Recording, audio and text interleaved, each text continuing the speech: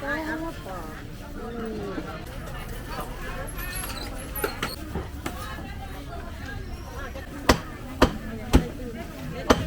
าหมูลาดหัวลาดเด้อหมูลาดหัวลาดควายลาดหมูลาดหัวลาดควายลาดเด้อ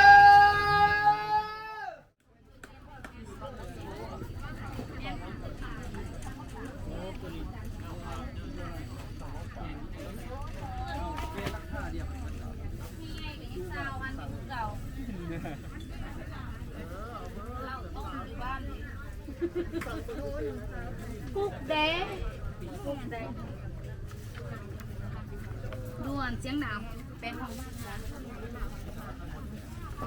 ขนาดไทยใต้เนาะกับเจ้ามา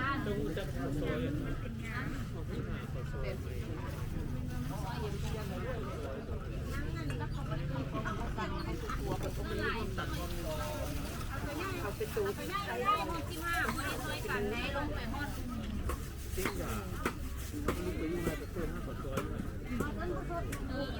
มันห้างก็ซอยกับมันต่างกันเลย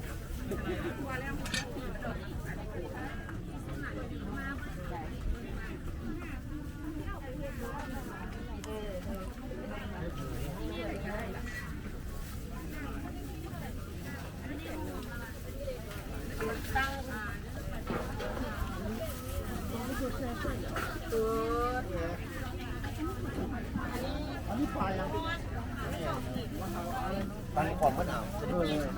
ชื่อกระช่วยผสมเงินแต่เป็นกระช่วยสองก็ผสมเงินนี่เขาช่วยสองผสมเงินของก็ปลาอย่างนั้นจุ่มนี่ชุดย่อนี่ตัวใกล้ๆกันน้ำดอกไม้นะบางเด็กจะเคยซื้อแม่จุ่มนี่คือ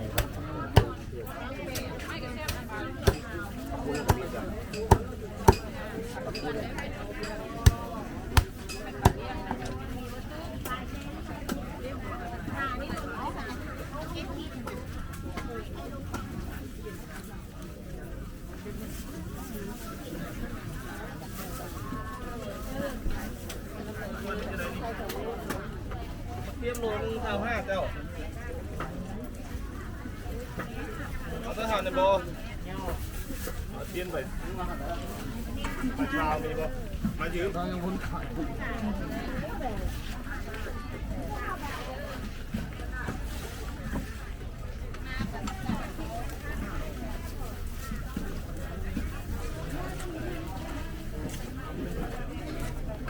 ซอยกบน้อยบอกกบธรรมชาตินะ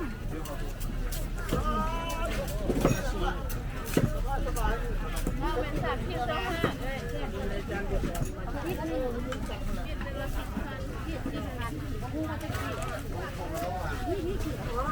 เอาโลนึงบอก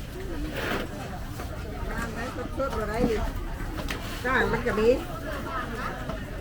เอาโลนึงเหรอเตรียมแป้งนะเดี๋ยวต้อง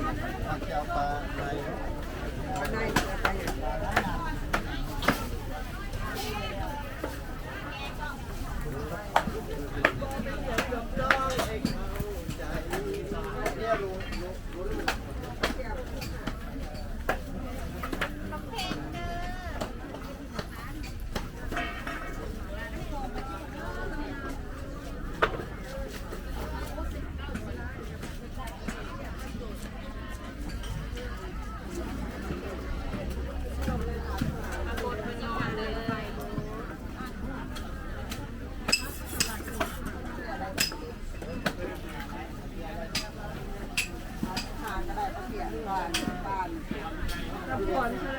อันนี้60กันปลาคอนนะปลาคอนเก่า460เป็ดที่หาปลาคอน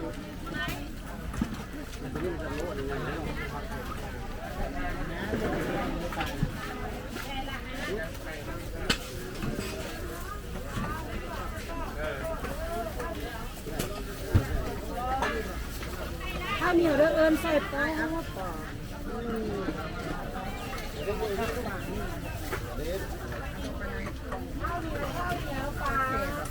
แต่รุ่นละแสนส่งเลยเพิ่ม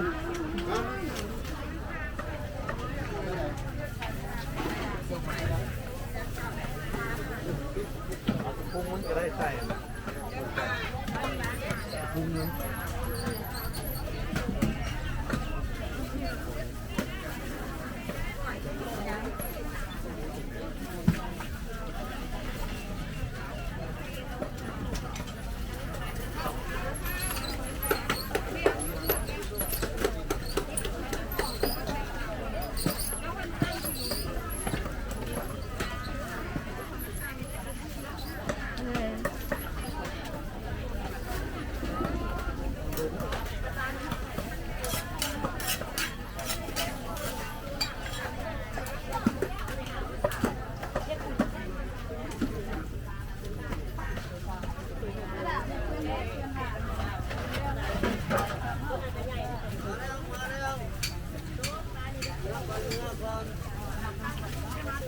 เอาขึ้นใหม่ๆได้พี่น้องเลยขึ้นใหม่ๆได้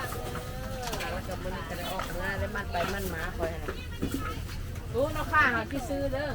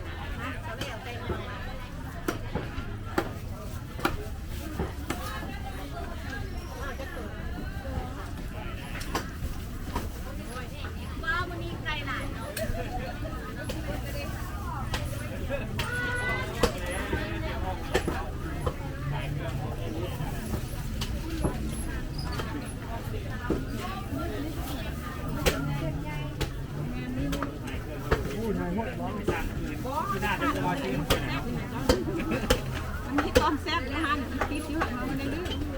นี่เด้มีสดแซ่บเลยนะ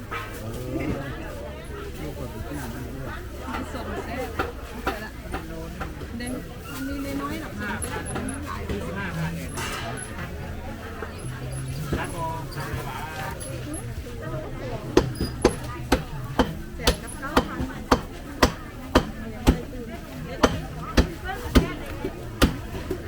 ไม่ใช่เป็น50ได้บ่ ได้ตัดลองนี่อีกดู ใช่ไหม